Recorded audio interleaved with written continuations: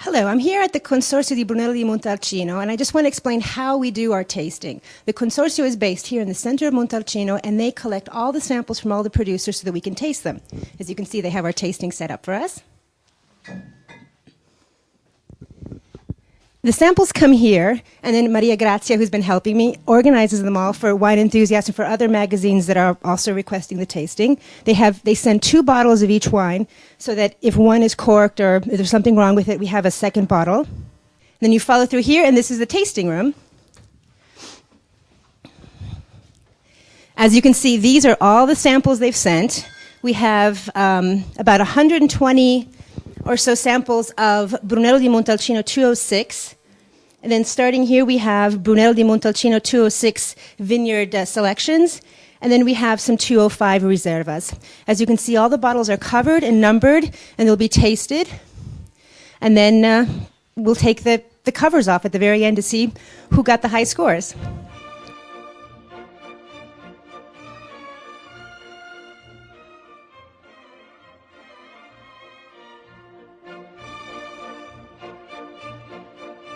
Okay, we're in the Fiaschetteria, which is the old drinking hole of Montalcino, located right here in the center of town. You can see all the beautiful bottles behind me.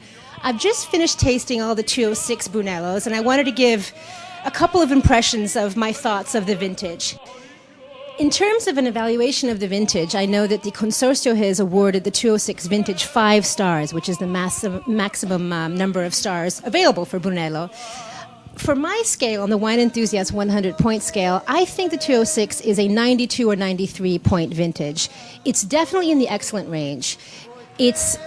I'm curious about 207 because a lot of producers are very excited about that next year, coming out next year, which we think will be in the classic, the high range of the classic range. 206 still shows a little bit of thinness in the mouth, but I like it because it's an elegant thinness.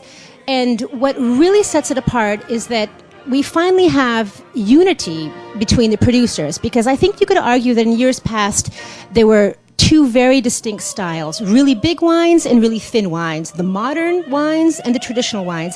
And now this all seems to have kind of converged to the center, and we have a Brunello style which shares both elements but definitely veers more towards the traditional side, which is a very nice thing because it's almost like a rediscovery of Sangiovese, a rediscovery of Montalcino, and a rediscovery of this territory. It's almost as if Brunello 206 is a more confident wine. It shows that it really can stand on its 2 feet. It's gone through difficult moments in the past, and it's now standing alone and saying, this is what I am, I'm going to express Sangiovese, which it hasn't always done in the past. And that's why I think this makes the 206 is a very special vintage. And again, I argue it represents a new chapter for Montalcino and a new face of Brunello di Montalcino. So after having tasted 125 206 Brunello di Montalcinos, 17 Vineyard Designate 206 Brunellos, and 21 Reservas, chin chin.